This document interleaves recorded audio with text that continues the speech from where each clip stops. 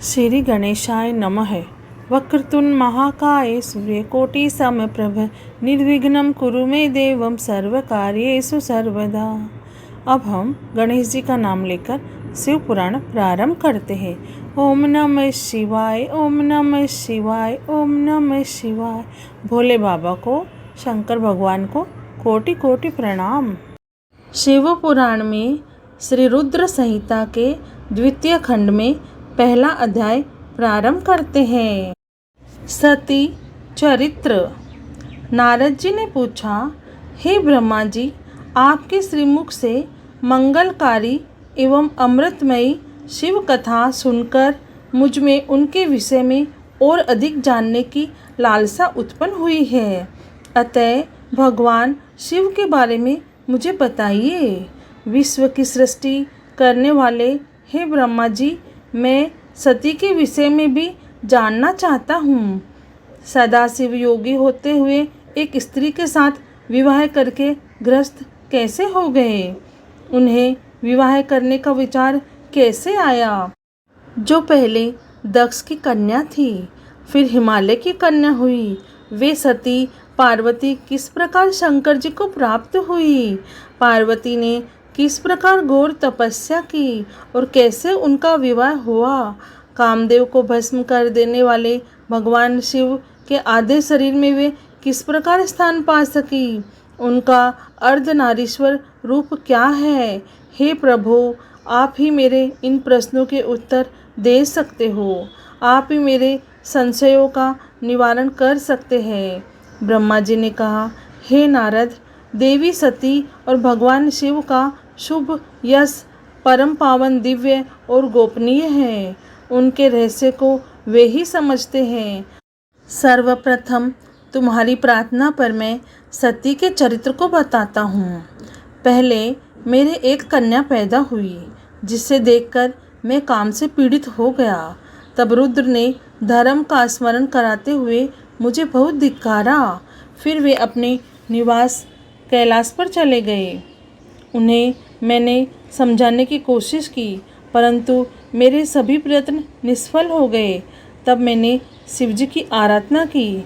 शिवजी ने मुझे बहुत समझाया, परंतु मैंने हठ नहीं छोड़ा और फिर रुद्रदेव को मोहित करने के लिए शक्ति का उपयोग करने लगा।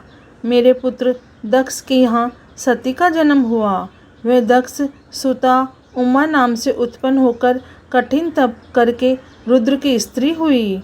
रुद्र ने गृहस्थाश्रम में सुखपूर्वक समय व्यतीत किया। उधर शिवजी की माया से दक्ष को घमंड हो गया और वह महादेव जी की निंदा करने लगा। दक्ष ने एक विशाल यज्ञ का आयोजन किया। उस यज्ञ में दक्ष ने मुझे, विष्णु जी को और सभी देवी देवताओं को और ऋषि मुनियों को निमंत्रण दिया, परंतु महादेव, शिवजी एवं अपनी पुत्री सती को उस विशाल यज्ञ में निमंत्रण नहीं दिया। सती को जब इस बात की जानकारी मिली तो उन्होंने शिव चरणों में वंदना कर उनसे दक्ष यज्ञ में जाने की इच्छा प्रकट की। भगवान शिव ने देवी सती को बहुत समझाया कि बिना बुलाए ऐसे आयोजनों में जाना अपमान और अनिष्टकारक होता है, लेकिन सती ने जाने का हठ किया। शिव ने भावी को देखते हुए आज्ञा दे दी और शिव सर्वज्ञ है। सती पिता के घर चली गई। वहाँ यज्ञ में महादेव जी के लिए भाग न देख और अपने पिता के मुख से अपने पति की घोर निंदा सुनकर उन्हें बहुत क्रोध आया। वे महादेव जी की निंदा सहन न कर सकी और उन्होंने उसी यज्ञ कुंड में कूदकर अपने शरीर को त्याग दिया। जब इसका समाचार शिव तक पहुंचा तो वे बहुत कुपित हुए। उन्होंने अपनी जटा का एक बाल उखाड़कर वीरभद्र नामक अपने गण को उत्पन्न किया। भगवान शिव ने वीरभद्र को आज्ञा दी कि वह दक्ष के यज्ञ का विध्वंस कर दे। वीरभद्र ने शिव आज्ञा का पालन करते हुए यज्ञ का विध्वंस कर दिया और दक्ष का सिर काट दिया। इस उपद्रव को देखकर सभी लोग भगवान शिव की प्रार्थना करने लगे। तब भगवान शिव ने दक्ष को पुनः जीवित कर दिया और उनके यज्ञ को पूर्ण कराया। भगवान शिव सती के मृत शरीर को लेकर वहाँ से चले गए। उस समय सती के शरीर से उत्पन्न ज्वाला पर्वत पर गिरी थी। वही पर्वत आज भी ज्वालामुखी के नाम से पूजित है। आज भी उसके दर्शन से मनोकामनाएं पूरी होती है।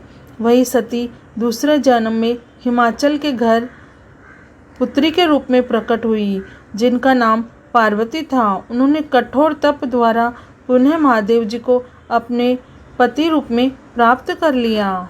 शिव पुराण में श्री रुद्र संहिता के द्वितीय खंड में पहला अध्याय पूर्ण हुआ। ओम नमः शिवाय, ओम नमः शिवाय, ओम नमः शिवाय।